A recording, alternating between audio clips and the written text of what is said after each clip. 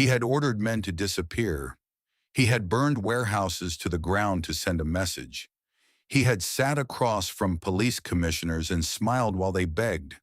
He had done things in dark rooms that he would never speak of, not in confession, not in court, not to God.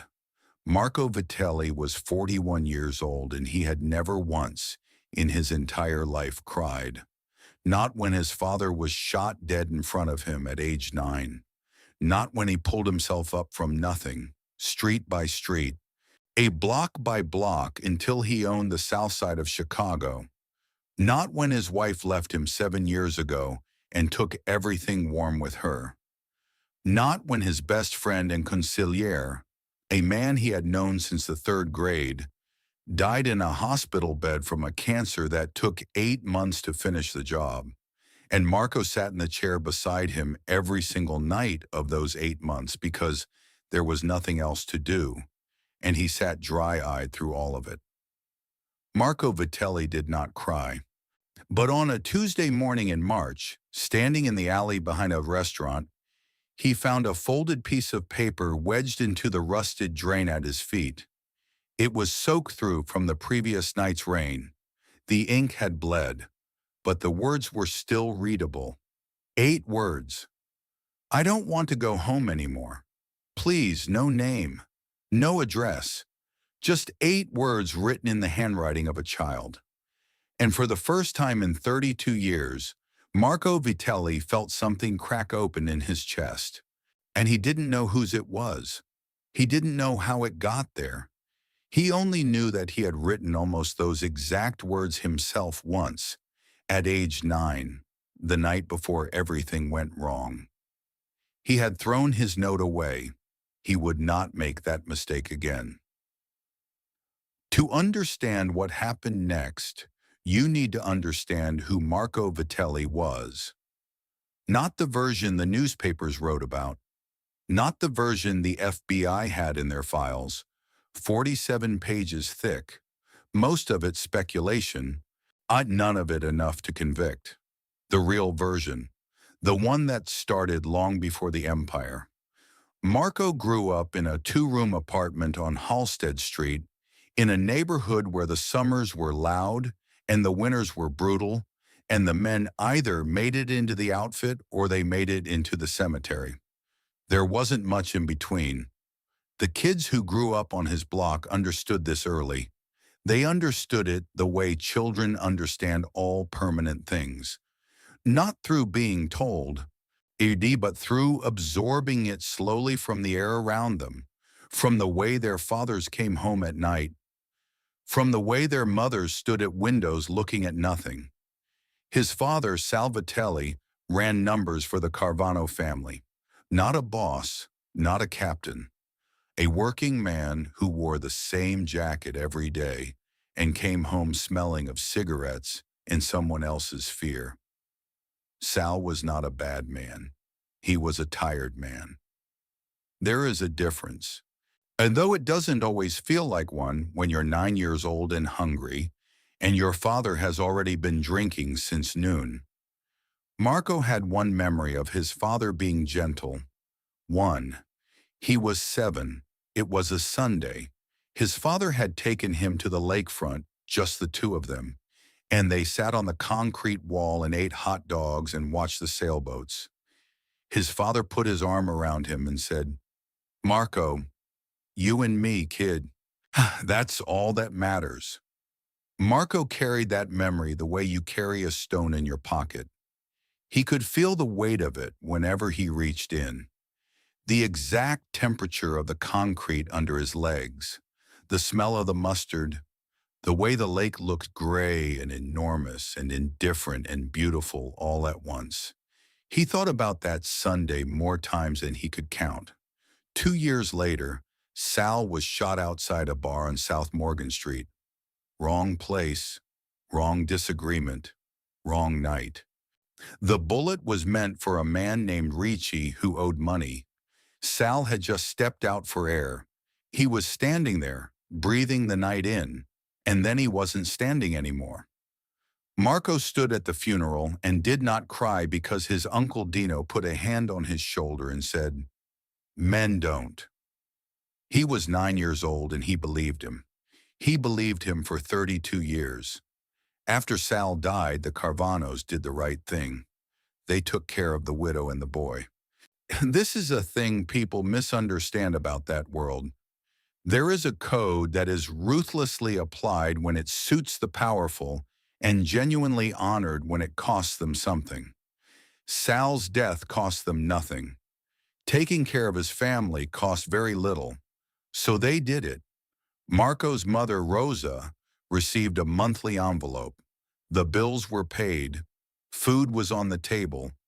Marco went to school and came home and did his homework and did not cause trouble. Well, because causing trouble would cost the Carvanos something, and he understood at 9 that the envelope depended on him being invisible. He was invisible for 3 years. At 12, he stopped being invisible. There was a boy in his class named Eddie Furrow. Eddie was larger than the other boys, and he used this the way some people use every advantage they have, without restraint, without mercy, and with the bored certainty of someone who has never once faced a consequence. Eddie had been taking money from a kid named Tommy Barone for 6 weeks. Tommy was small and quiet, and he never said anything about it because saying something would have made it worse. Marco saw it on a Tuesday. He did not plan what he did next. He did not calculate it. He walked up behind Eddie Furrow in the schoolyard and hit him twice, fast and clean, the way his uncle Dino had taught him, without either of them ever discussing what the teaching was for. Eddie did not bother Tommy Barone again. Marco got a 2-day suspension and a quiet look from his uncle Dino that meant something different from the look the school principal had given him. The principal's look said, "This is unacceptable." Dino's look said, "You did it right, but you need to learn when." That was the beginning of the education that had no classroom and no certificate, the education of the streets, of the organization, of the world beneath the world. Marco absorbed it the way he had absorbed everything in that apartment on Halsted Street, through his pores, through watching, through staying quiet long enough to understand. By 20, he was running errands for the Carvanos. By 25, he was running a crew. By 30, he was at the table. By 41, he was the table. He had married at 32. Her name was Sophia, and she was the most beautiful woman he had ever seen, and one of the most patient, until the patience ran out.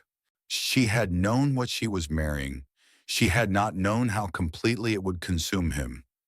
She left when he was 34, taking their 2-year-old daughter, Lucia, to her mother's house in Naperville.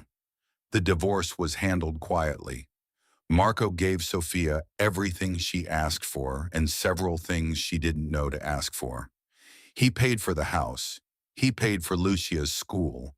When he showed up on birthdays and Christmas and sat in the kitchen of Sophia's mother's house and ate cannoli and watched his daughter grow up in increments, one holiday at a time, because that was what he had made available.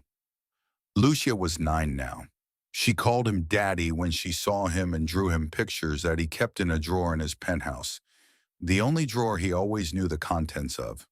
Sophia did not hate him. Hating required energy she had reallocated. She had rebuilt her life with a careful architect's precision, and Marco was a room she passed without entering. He understood this. He did not blame her. He sat with his silence and his empire, and his drawer full of his daughter's drawings, and he told himself that this was the bed he had made, and he was lying in it. And men did not complain about beds they had built with their own hands. He had a restaurant, Vitelli's, on West Taylor Street. It was a real restaurant. And that part wasn't a front. Marco loved food the way some men love music, with a reverence that didn't require an audience. He had learned to cook from his mother and then from the 2 years he spent in the kitchen of a proper Italian restaurant at 16 when he was learning everything at once. He was there every morning before the staff arrived. He sat at the back corner table, drank espresso, and read the paper. He was there the morning he found the note. He had come out to the alley to check on a delivery. One of the crates had been left in the wrong place, too close to the drain, and when it rained like it had the night before, the whole alley became a shallow river. He moved the crate, and he saw it.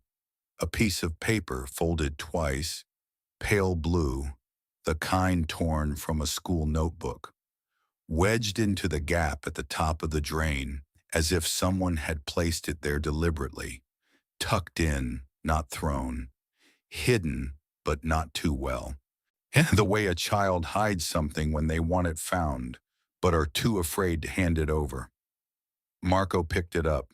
He unfolded it carefully, though the paper was already soft with water, the edges feathering apart.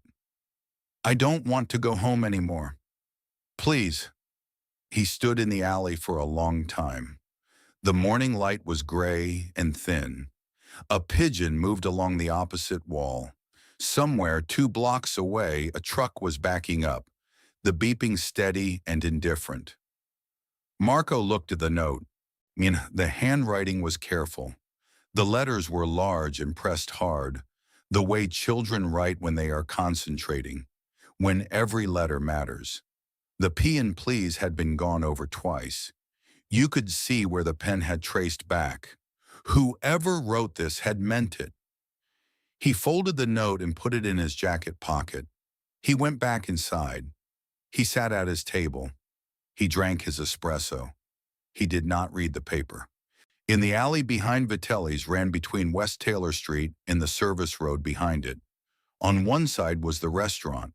On the other was a row of narrow brick buildings, old ones, 3 and 4 stories, the kind with the black iron fire escapes bolted to the outside like afterthoughts. The kind of buildings that had been standing since before most of the people living in them were born and would be standing after. The building directly across from the restaurant's back door was number 14. It had 6 units. The mailboxes in the entrance were labeled in faded tape: Kowalski, Reyes, Empty, Petrov, Okafor, and on the top floor, in handwriting that matched the note almost exactly, Donovan. Marco knew this because by 9 o'clock that morning, he had sent Carmine, the quietest of his people, to find out everything about the building across the alley. Carmine was back by 10:30. Carmine was a slow-moving man who said very little and noticed everything. He had been with Marco since the beginning, the kind of loyalty that doesn't require explaining because it was built from too many years and too many things to ever be undone by a single conversation. He stood in the doorway of Marco's office at the back of the restaurant and delivered information the way he always delivered it. In plain sentences, no editorializing, no drama. Top floor, single mother. Her name is Nora Donovan. 31 years old. Works the early shift at the hospital laundry on Blue Island. She's got a kid, a girl, 7 years old. Name is Rosie. Marco sat with this information for a moment. What do we know about the situation? Carmine shifted his weight. Carmine was a large man, and he did not enjoy conversations that required delicacy. He had the look of someone who had learned over many years that delicacy was a skill he could respect without possessing. Neighbors say there's a man, not the kid's father, been around for about 8 months, loud, sometimes at night. Mrs. Kowalski on the ground floor says she's called the non-emergency line twice. Nothing came of it. Marco looked at his espresso cup. It was empty. He didn't ask for more. The kids in school should be. Rossetti Elementary, 4 blocks north. Go check she got there this morning. Carmine nodded and left without asking why. He had long since stopped asking why for certain categories of instruction. M, the ones that came in a particular tone, quiet and certain. The tone that meant the reason was already complete inside Marco's head, and the asking of it would only be a delay. Marco sat alone in the empty restaurant. It was not yet open for lunch. The chairs were still up on half the tables. The light through the front window was pale and flat, and it made the whole room look like a photograph of itself. He reached into his jacket pocket and unfolded the note again. He thought about the drain. The drain was at the base of the building's exterior wall, right below the fire escape. The lowest landing of the fire escape was directly above it, which meant the note had not come from the alley itself. It had been dropped from above, from the fire escape, from the top floor. Marco had walked that alley 10,000 times in the years since he bought the restaurant. He knew every brick of it, every patch of moss in the mortar joints, every place the cobblestones had settled unevenly, where the ground had shifted over decades. He knew the alley the way you know, something you have moved through without looking at. He tried to think whether he had ever, in all those mornings, glanced up at the fire escapes. He had not. Marco refolded the note. He put it back in his pocket. He went to the kitchen and started prepping the sofrito for the afternoon sauce. Well, because some things you do with your hands when your mind needs to work in quiet. He chopped onion and carrot and celery and let the knife find its rhythm, and he thought. He thought about a 7-year-old girl standing on a fire escape in the dark. He thought about what it takes to write those 8 words. Not just the act of writing them, but the decision to write them. The moment when a child crosses from hoping someone will notice to deciding to make them notice, and from silence to the smallest, most terrified possible action. He thought about how many children make that crossing and how many notes get dropped into how many drains and are found by no one at all. By 11, Carmine was back. She's there. The teacher confirmed it. Says the kid's been coming in tired. Keeps falling asleep at her desk. Says she asked Rosie about it once, and Rosie said she doesn't sleep well because of the noises. Marco's jaw tightened.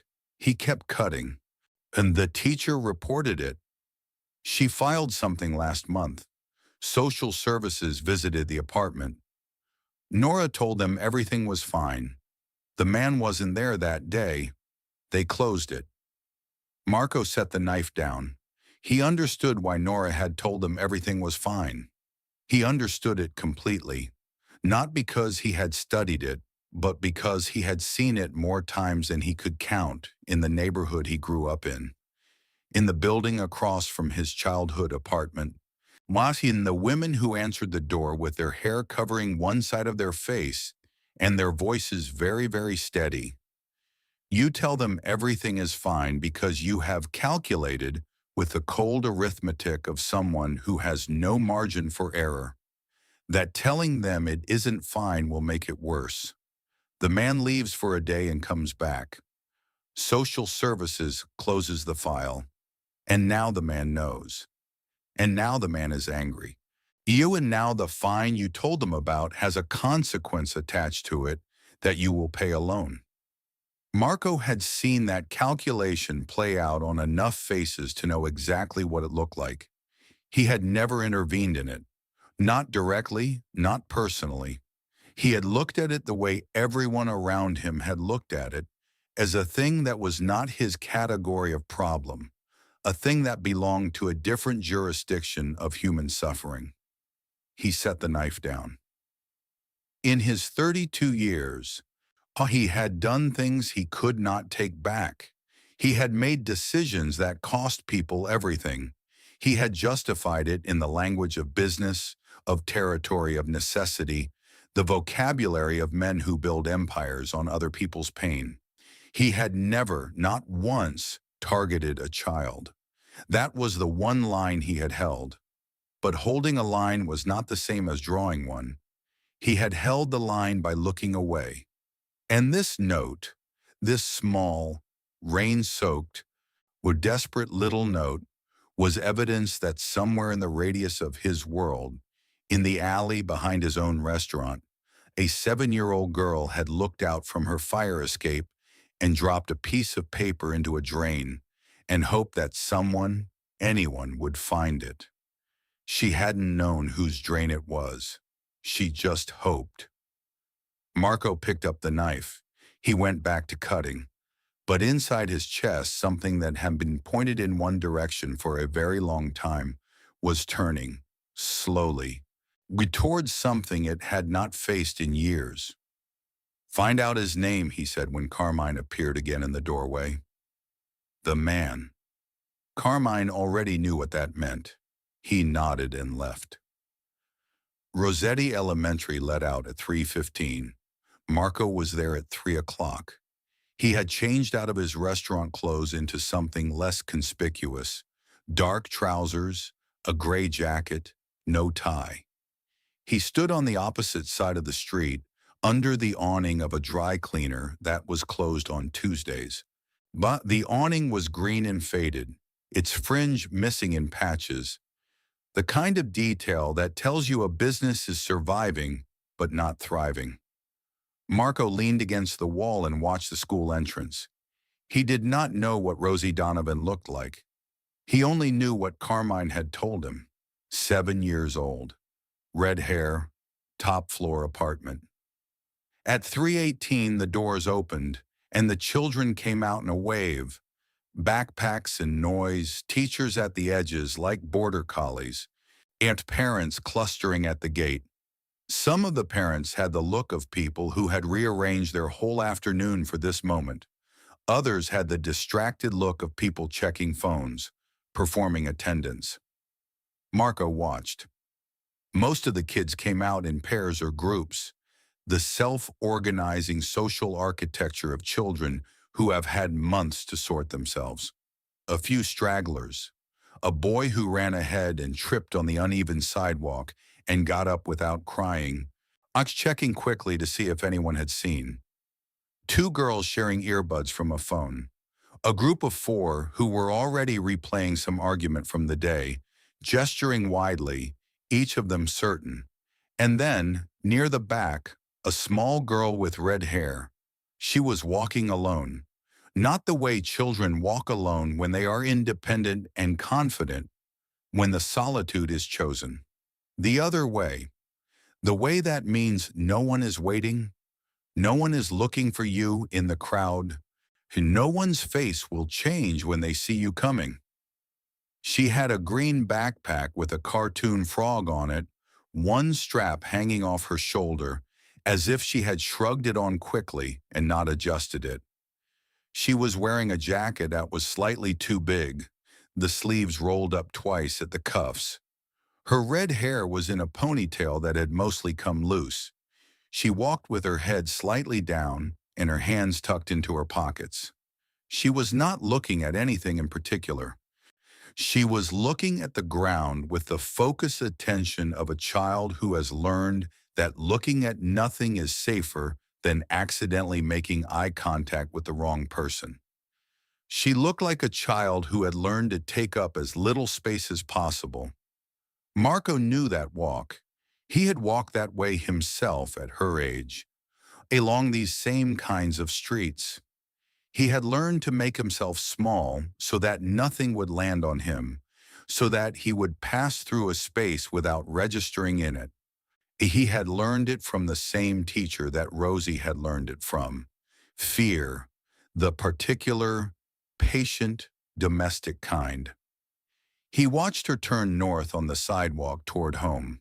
She walked the 3 blocks at a steady pace, neither hurrying nor dawdling. She stopped at each corner and looked both ways with the deliberate care of a child who had been told to do this and took instructions literally. She did not look in shop windows. She did not look at anything she was passing, for she was somewhere inside herself, behind her eyes, somewhere the sidewalk couldn't reach. Marco did not follow her. Not yet. He stood under the faded green awning until she was out of sight. Then he walked back to the restaurant.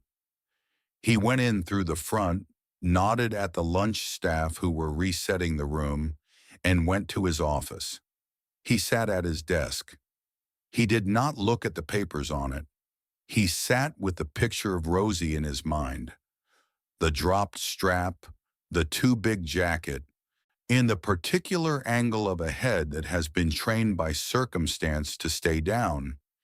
And he sat with it the way he sat with decisions that mattered, letting it settle into him until its full weight was clear.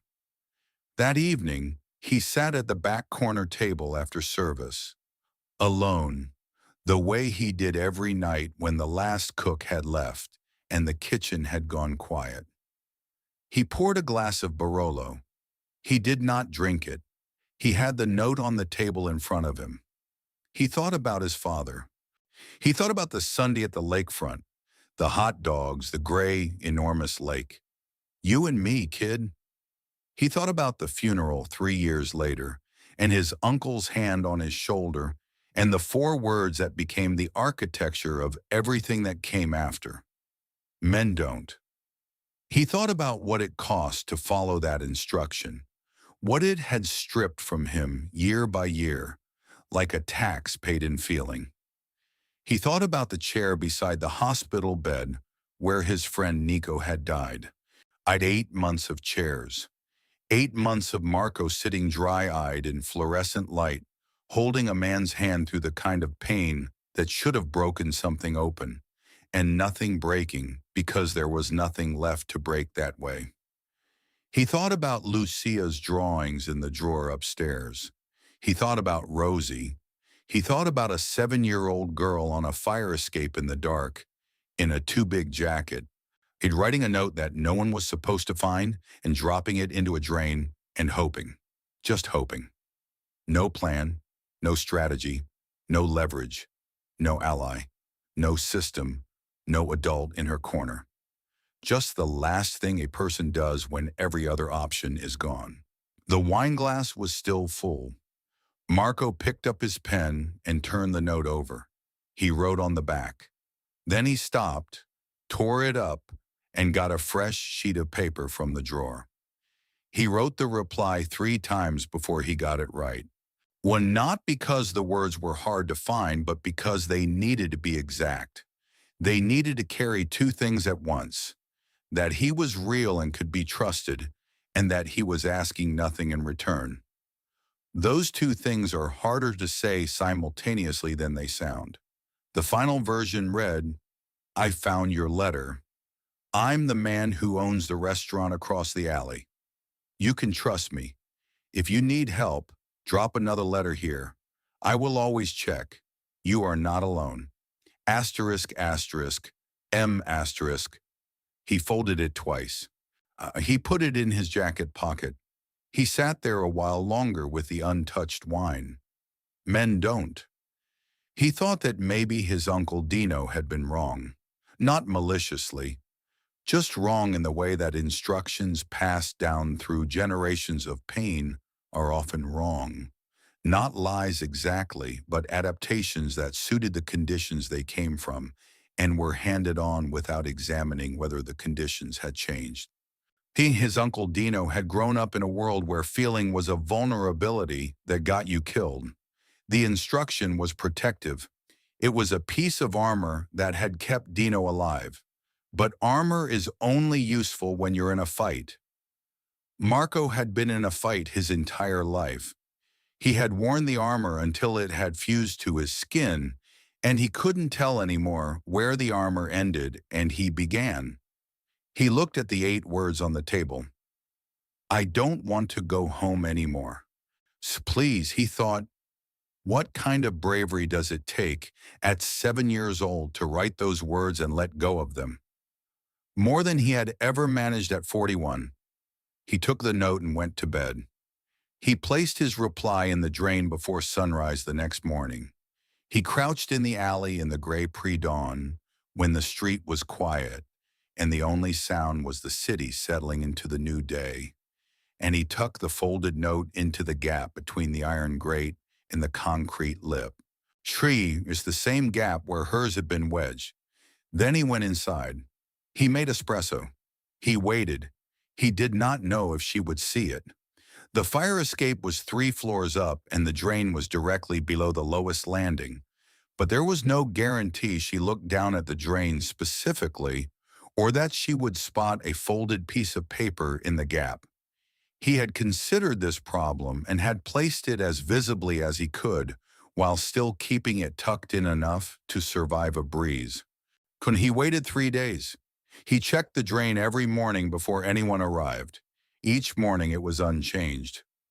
On the evening of the second day, Carmine gave him the name.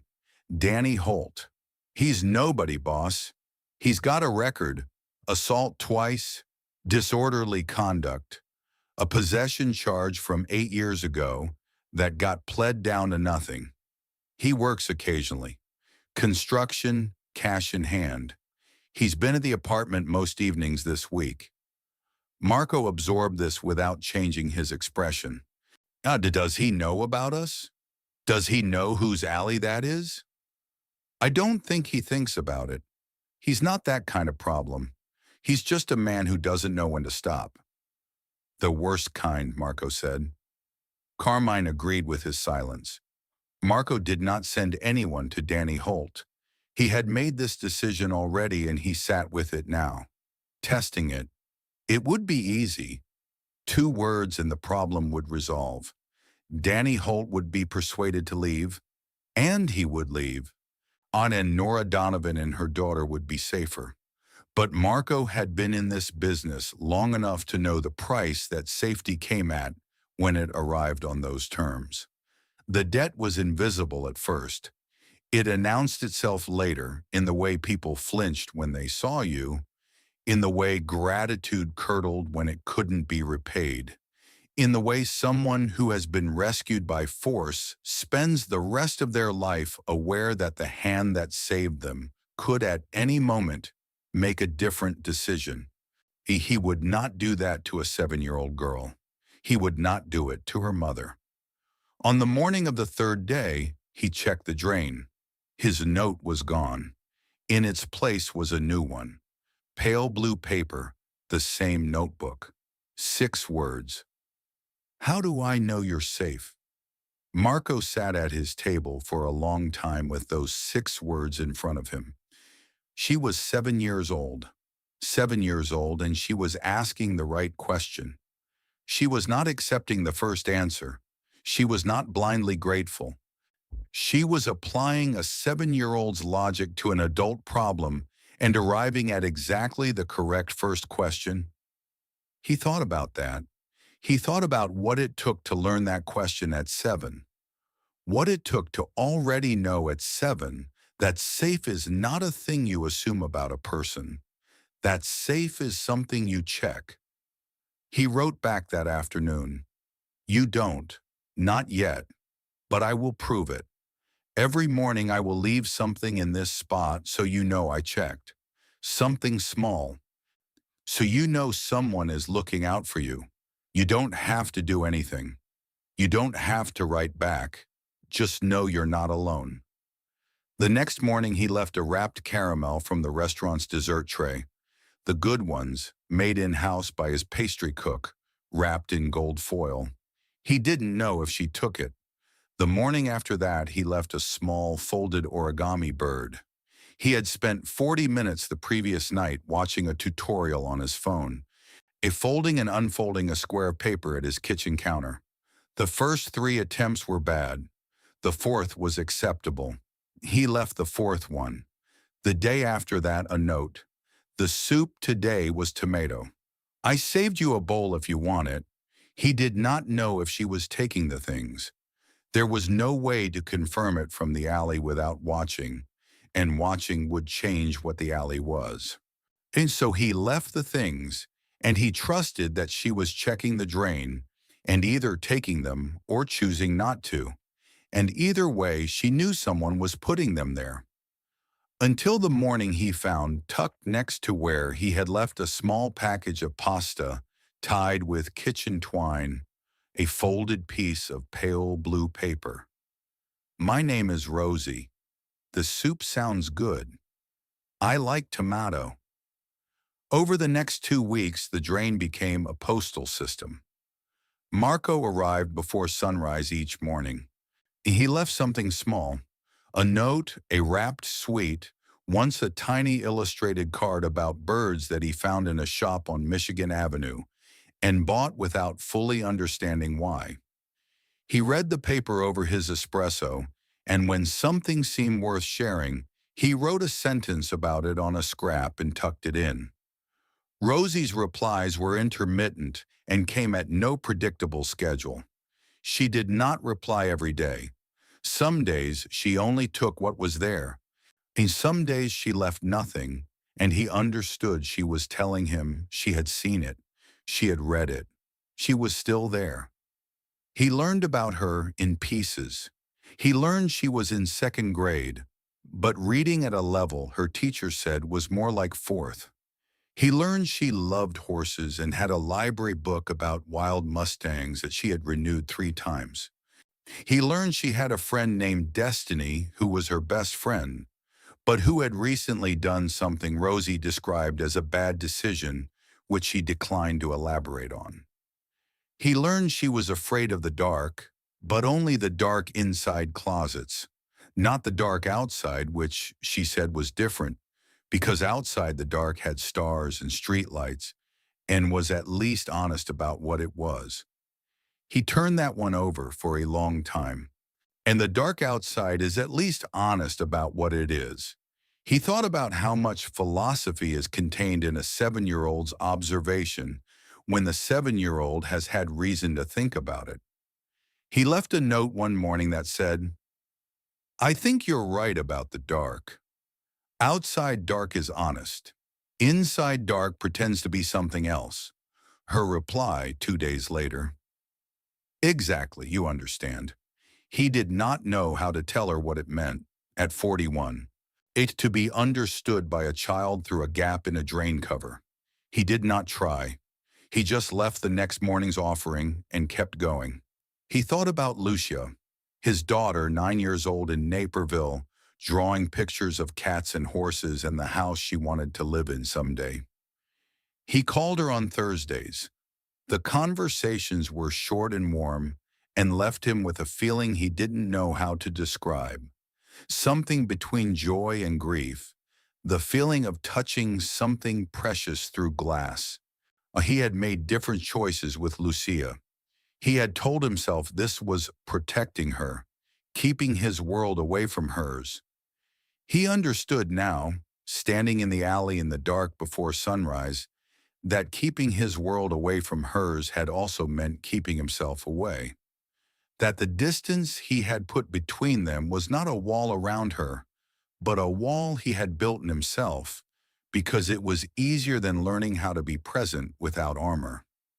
Rosie was teaching him something, either through 8-word notes and library books about mustangs, that he had not known he needed to learn.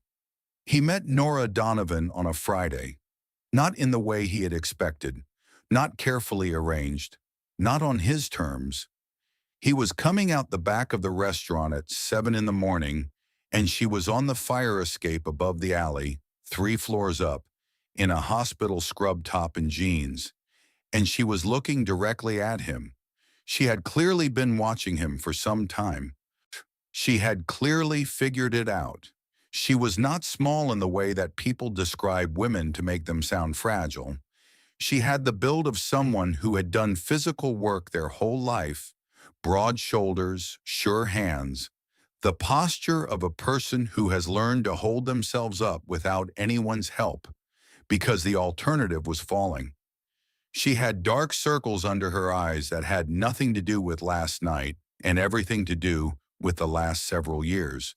She had the look of a woman who had been running a deficit of sleep and peace for long enough that it had become the baseline. She looked at Marco Vitelli the way people look at a fire, aware of the heat, aware of the light, uncertain whether it is warming them or about to consume them. She was holding a coffee mug. She didn't look like she intended to run.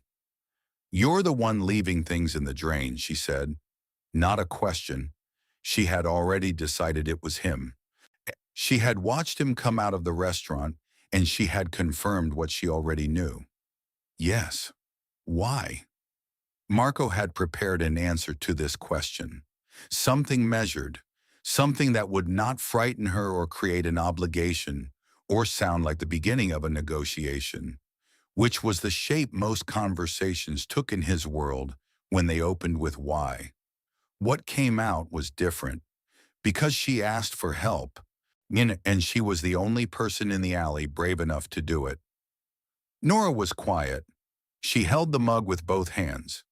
Below her, in the alley, the morning was gray and damp, and the cobblestones were wet from the night before. "I know who you are," she said. "I know. Then you know I should go inside and lock the door and tell Rosie to stop." "You could do that. Why shouldn't I?" Marco looked up at her. The morning light was coming sideways down the alley, thin and pale, catching the iron rungs of the fire escape and the angles of her face.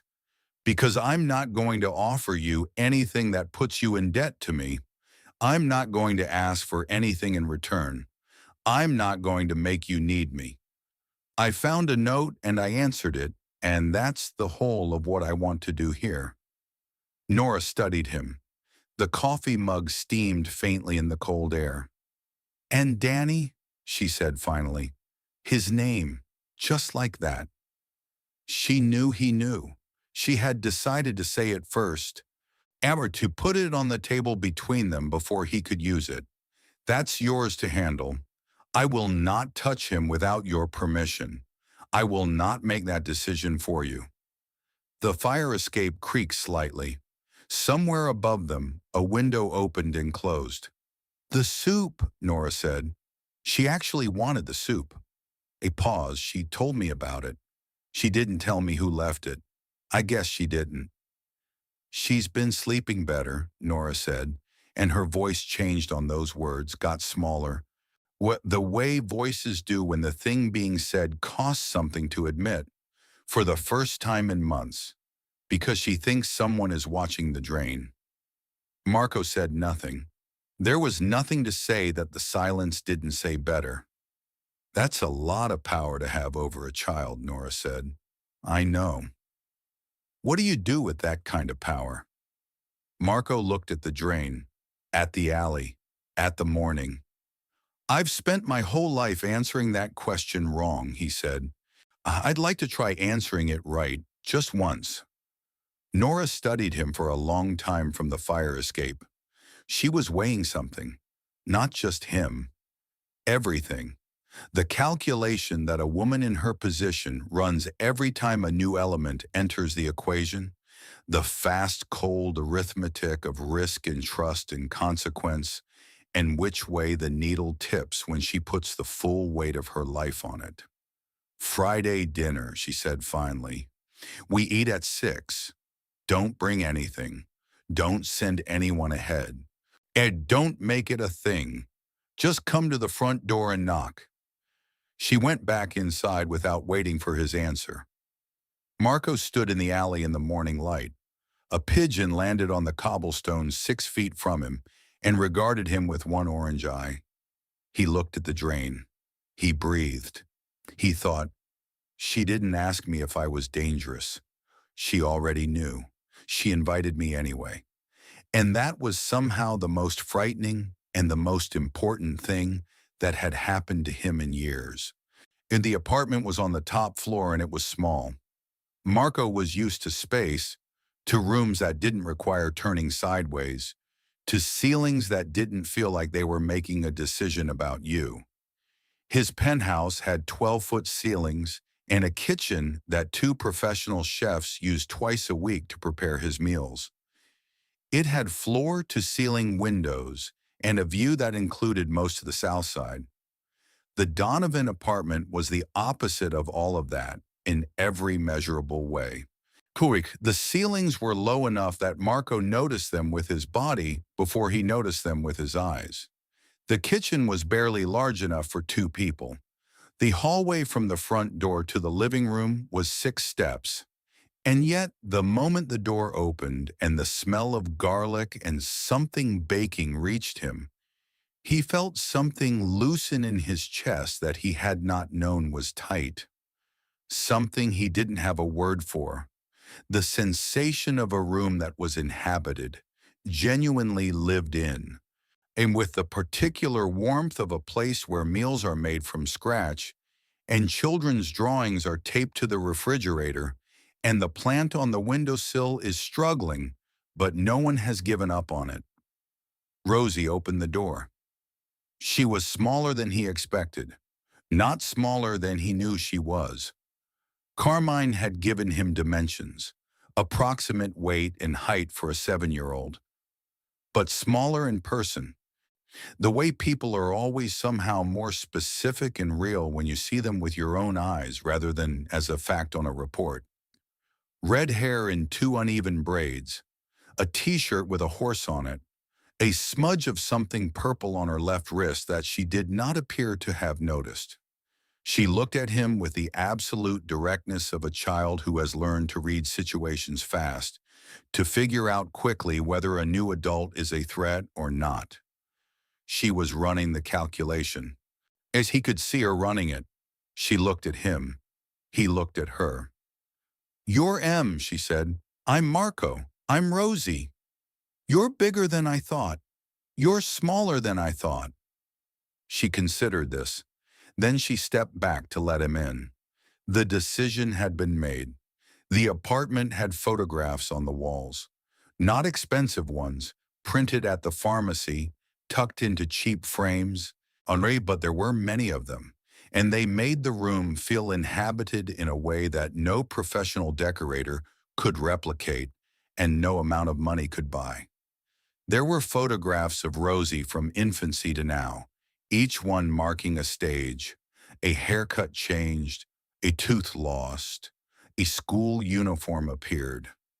There were a few older photographs: a woman who was clearly Nora's mother, a beach somewhere, summer. There were drawings taped to the refrigerator, horses mostly, and a few rainbows rendered in confident crayon, one that appeared to be a very large cat sitting on a building. There was a plant on the windowsill that was doing its absolute best. Nora was at the stove. She glanced at him when he came in, nodded once. She was wearing jeans and a blue sweater, and she was stirring something that smelled like the restaurant's kitchen but warmer, more personal, made with time that someone had made room for.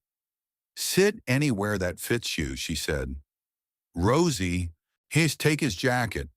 Rosie held out her hand with the solemnity of a maître d', and Marco handed over his jacket. She carried it to the bedroom with both arms extended, like it was something official, something that required proper handling. He sat at the small kitchen table. It wobbled slightly when he put his weight on his elbows. He put his hand flat on it to steady it, feeling the uneven leg, the worn wood. "I can fix that," he said. "It's been like that for 2 years," Nora said. "No, not turning from the stove." "Then it's overdue." She glanced at him over her shoulder, brief, assessing. Then she went back to the stove. Rosie came back and climbed into the chair across from him and put her elbows on the table and looked at him the way she looked at everything, as a problem of interest that required careful examination. "Do you know how to make pasta?" she asked. "Yes, my mom does too. But she says hers is better than restaurant pasta." "She's probably right," Marco said. Nora glanced at him again from the stove. There was something in that glance. Not softness, not yet. Just a slight recalibration, the expression of someone who had set an expectation and found it was off by a fraction. "What kind of bird did you leave that one time?" Rosie asked. "The folded one." "A crane." "Why a crane?" "In Japan, there's a tradition. If you fold 1,000 paper cranes, You get a wish. Rosie absorbed this. Have you folded 1,000? I've folded about 8. She considered the gap between 8 and 1,000. You have a long way to go. I know. What would you wish for?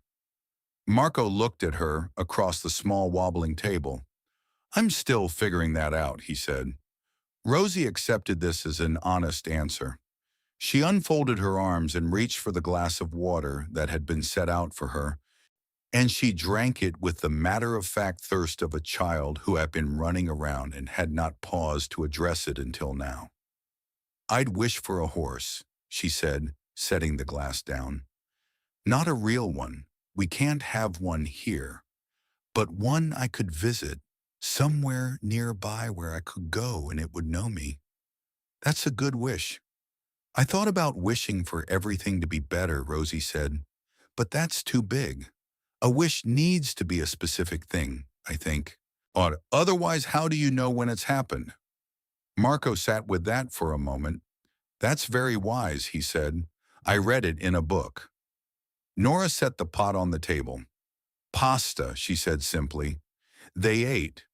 The pasta was better than restaurant pasta.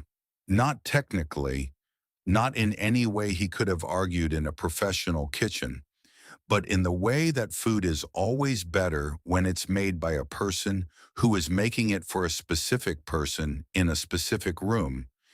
When the cooking is personal rather than professional, when there is love in it of the ordinary quiet kind that doesn't announce itself. Marco ate 2 full servings. He did not comment on this, but Nora noticed. Rosie talked. She talked about her teacher, Mrs. Ferrante, who was strict but fair, and who had told Rosie her reading was exceptional, which was the word she used in which Rosie had looked up. She talked about Destiny, who had committed the bad decision of telling another girl in their class about a secret Rosie had told her, a secret which Rosie would not reveal even now because it was still a secret. She talked about Gerald, the bird on the fire escape, whose name Rosie was now reconsidering on the grounds that Gerald had brought another bird to the fire escape, and the other bird was a male cardinal and was definitely named something else. If Gerald is a girl, does Gerald know her name? Rosie asked. I think she knows the sound of it, Marco said. Birds recognize sounds directed at them. Then it doesn't matter if it's a girl's name or a boy's name. She knows it's hers. Exactly. Good. Gerald stays. After dinner, while Nora washed dishes and Rosie drew at the table, Marco found a folded piece of cardboard in the recycling bag, cut it to the right thickness, and wedged it under the short leg of the table. He tested it. Solid. Rosie looked up from her drawing. Hey, you just fixed it. I used what was here. She watched him put the recycling bag back. That's smart. Most people would go buy something. Most people would, Marco agreed, sitting back down. But the right thing was already here. Rosie looked at him with the focused attention she gave ideas she was filing away. Then she went back to her drawing. When he left at 8:30, Nora walked him to the door. They stood in the doorway for a moment. The hallway behind him smelled of garlic and dish soap and the particular warmth of an apartment where dinner has just been eaten and a child is drawing horses at the kitchen table. Same time next week, she asked. The question surprised her, he could tell. She had not planned to ask it. It had arrived the way honest questions do, without the filter that turns impulse into calculation. Same time next week, Marco said. He walked down the stairs and out into the evening and stood on the sidewalk and looked up at the third-floor window.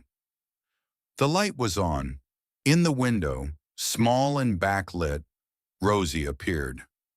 She looked down and saw him and waved with the unself-conscious certainty of a child who had decided he was safe. He raised his hand. He walked to his car. Donato, who had been waiting at the curb reading a paperback for 2.5 hours without complaint, looked in the rearview mirror as Marco settled into the back seat. He said nothing.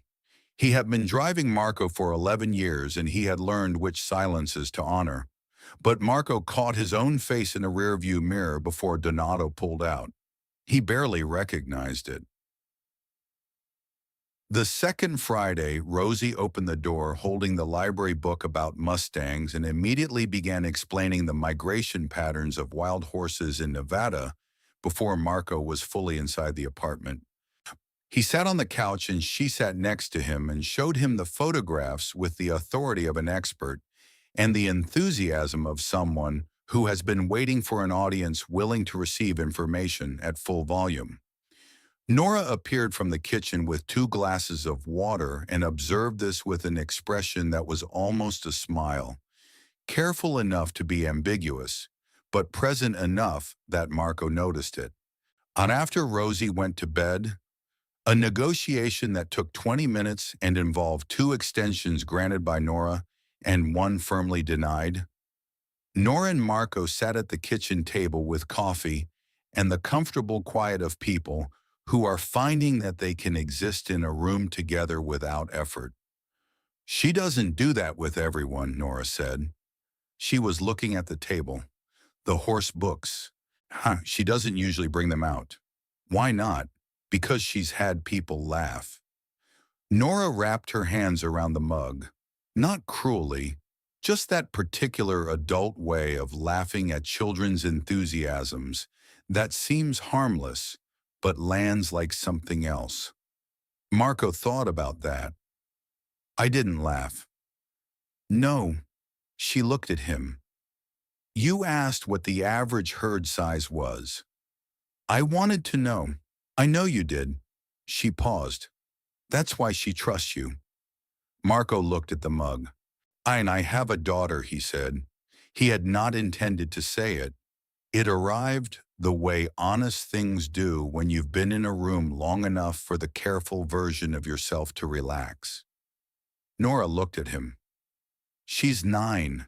She lives in Naperville with her mother. He turned the mug on the table. I see her on birthdays and holidays.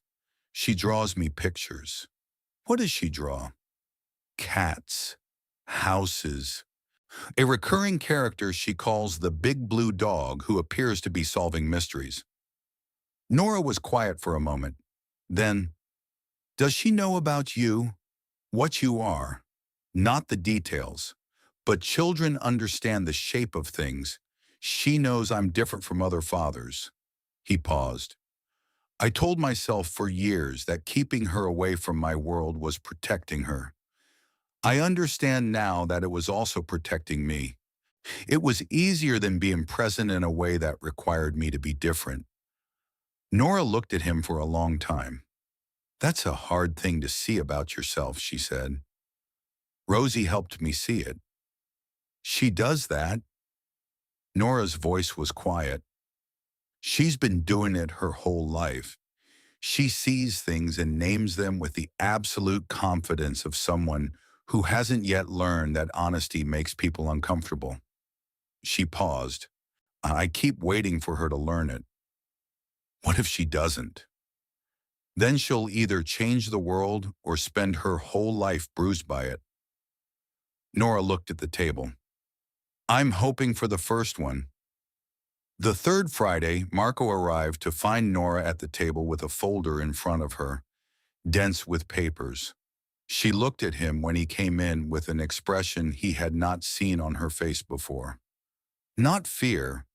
The look of a person who has been doing something difficult alone for a long time and has arrived at the moment where they have to decide whether to ask for help. He sat down. She told him about the folder. 4 months of documentation, dates, times, descriptions. A recording she had made on her phone, a letter from Rosie's teacher, a note from the school counselor, the record of the 2 police calls that went nowhere, the social services visit that produced nothing. She had been building the case alone, late at night after Rosie was asleep, In the kitchen with the low light on and the city quiet outside and the knowledge that she was not doing it fast enough. "I'm going to file for the order of protection," she said. "I've been to the courthouse. I know the forms. I know what's required." She paused. "But I need a lawyer who knows the right judge, the right window to file through. Not someone who will put me in a queue and leave me there for 6 months." Marco sat with this. She was not asking him to solve it. She was not asking him to use force. She was asking him for a door into a system that had not bothered to open for her so far. She was asking him to use the only thing his world possessed that she was willing to accept: access. "There is," he said. "Her name is Diane Ruiz. She works in family law. She is good at her job, and she owes me nothing. I will call her Monday and tell her you're going to reach out. The rest is yours." Nora was quiet for a moment. "That's all I need," she said. "I can do the rest. I know you can." She looked at him across the small table. "You're not what I expected," she said. Not warmly, not harshly. Just as a fact she was reporting on herself. "What did you expect? Someone who needed to be the one who saved it. Someone who would offer me a solution that I'd spend the next 5 years repaying." Marco turned his coffee cup on the table. "I've been the one who saved things my whole life," he said, "and every time, they ended up owing me. I don't want Rosie to grow up owing me." Nora was quiet for a long moment. Then she said, "My sister asks me sometimes why I didn't just leave the city. Start over somewhere small, somewhere far enough that the past doesn't know the address." "What do you tell her?" "I tell her I'm not running from anything." She looked at him steadily. "I was waiting. For what?" "To know that staying was the right call." From the bedroom came the sound of Rosie talking to herself, working through the voices in a story she was telling to no audience but her own imagination. The sound of a child completely absorbed in an interior world, safe enough to be loud in it. The particular music of a child who has enough room in her life to play. Nora listened to it for a moment. "I think it might be," she said. "Here is what Marco Vitelli did not do. He did not send his people to find Danny Holt and make the problem disappear in the way Marco Vitelli's problems usually disappeared. He had the ability,